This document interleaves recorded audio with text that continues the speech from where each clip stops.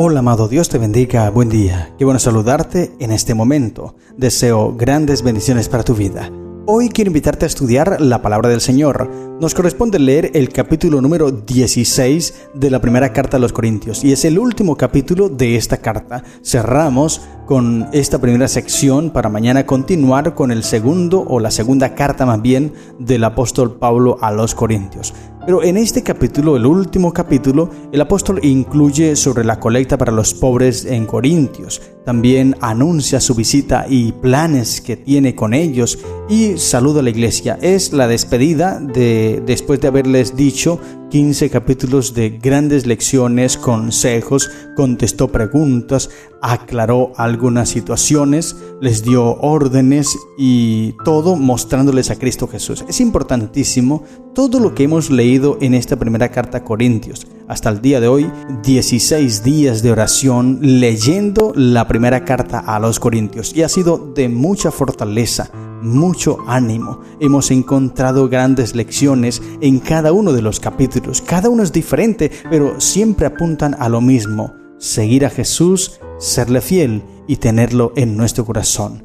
Ahora, en el último capítulo, en la despedida y las órdenes que les da, Pablo pide que se recolecte dinero para los pobres en Jerusalén. También anuncia su visita y planes para viajar a Corinto y les saluda a varios miembros de la iglesia con nombre propio. Y encontramos 3 lecciones en medio de este capítulo. Primero, los creyentes deben ser generosos con los necesitados. Es lo que se enseña aquí. Segundo, los creyentes deben recibir a los líderes espirituales con hospitalidad.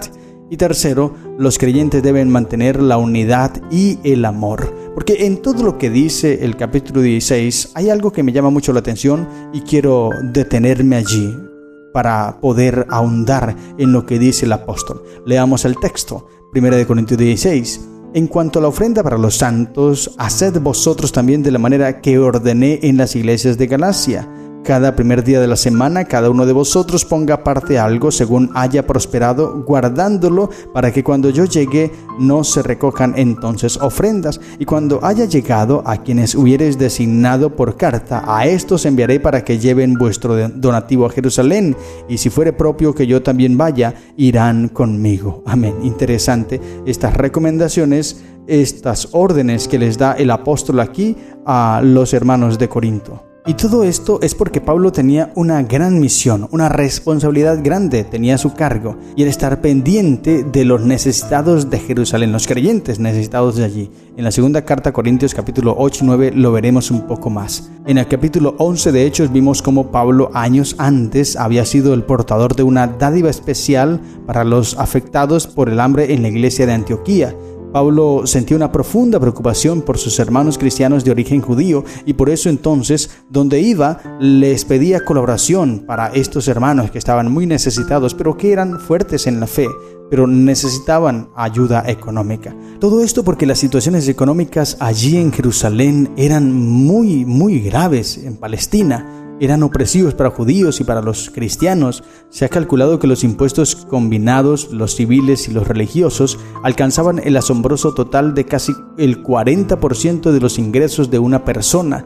El pueblo no tenía ninguna esperanza de escapar de la pobreza. Además, la iglesia de Jerusalén sufría mucho por las persecuciones, por eso Pablo pedía apoyo a las demás. Y aquí vemos la unidad que hay en la iglesia. Que la iglesia no es local, la iglesia es global y por eso nuestra iglesia hoy día, cuando damos la ofrenda, debemos darla de manera global, no tanto proyectos especiales, porque cuando damos una ofrenda solo a proyecto especial, estamos siendo egoístas con los hermanos de otros lugares donde no tienen las mismas condiciones de nosotros, pues la ofrenda local o la ofrenda de algún proyecto local, ellas quedan 100% en la iglesia local. Pero cuando yo ofrendo de manera global, entonces parte de la ofrenda se va para apoyar otros lugares donde hay mucha necesidad. Por eso es que nosotros debemos ofrendar de esa manera, de manera global, todo global. Y eso alimenta a los departamentos de la iglesia, los ministerios de la iglesia, a la iglesia local,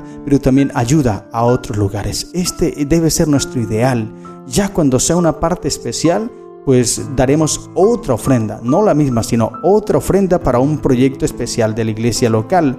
pero nuestras ofrendas siempre deberían estar en ofrendas globales para que se alimente la iglesia local y alimentemos a otros. Eso es unidad y es lo que Pablo está enseñando aquí en el capítulo 16 de la primera carta a los Corintios. Está enseñando a la iglesia a ser generosos, porque esto es bueno, dice el texto bíblico. Y luego les menciona acerca del deseo que tiene de ir a visitarlos.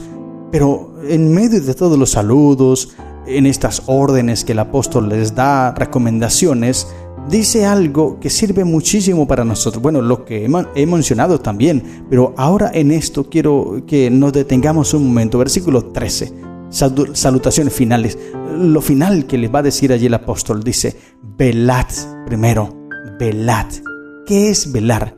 Velar no solamente es estar despierto, sino velar es estar activo, haciendo algo, involucrado en alguna misión, involucrado en algún ministerio en la iglesia. No solamente es estar despierto, es importantísimo esto.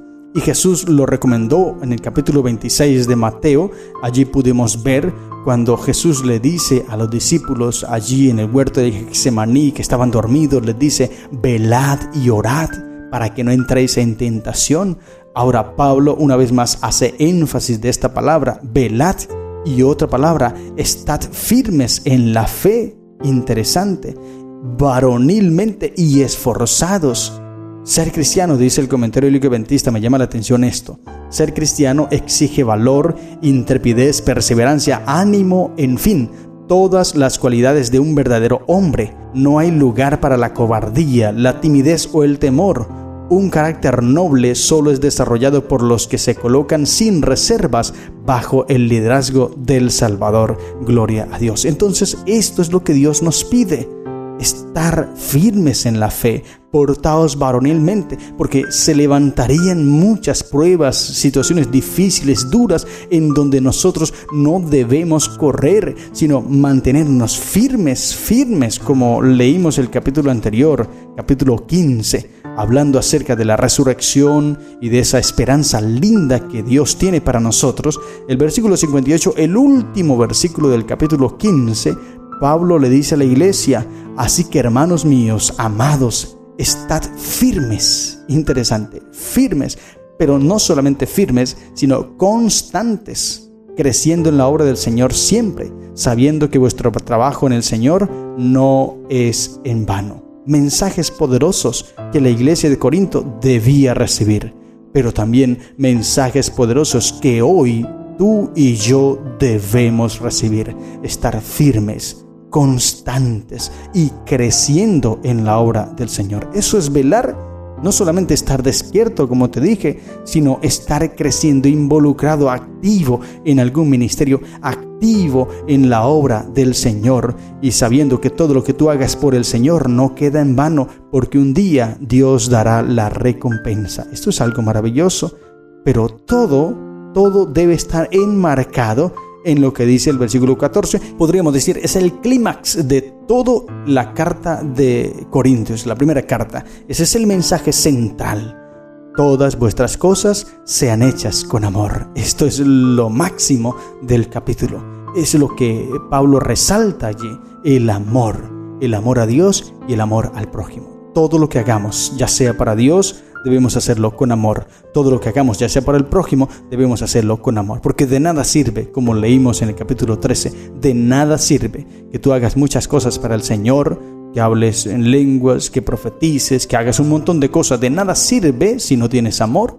Igualmente, de nada sirve si haces cosas para el ser humano, que des donativos, que vendas muchas cosas y regales a las personas. De nada sirve todo eso si no tienes amor. O sea, la base del evangelio es el amor. Y todo lo que nosotros hagamos debemos hacerlo con amor. Esto es maravilloso y es el mensaje final que Pablo quiere dejarle a la iglesia de Corinto para que no se les olvide que el amor es la base de todo. Y luego empieza a dejar allí despedidas finales. Pero al final les dice, el que no amare al Señor Jesucristo sea anatema. Una vez más, habla sobre el amor y luego confirma, el Señor viene. La gracia del Señor Jesucristo esté con vosotros. Mi amor en Cristo Jesús esté con todos vosotros. Amén. Gloria al Señor. Y termina la primera carta de los Corintios. Es importantísimo entonces que nosotros retengamos todas estas lecciones, todas estas enseñanzas que el apóstol nos deja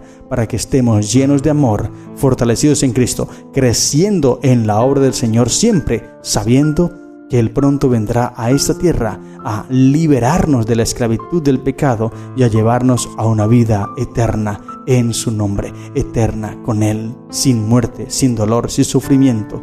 Todo lo que nosotros hagamos aquí en la tierra no quedará en vano, porque Dios nos dará la recompensa, pero si nos mantenemos firmes y fieles a su palabra.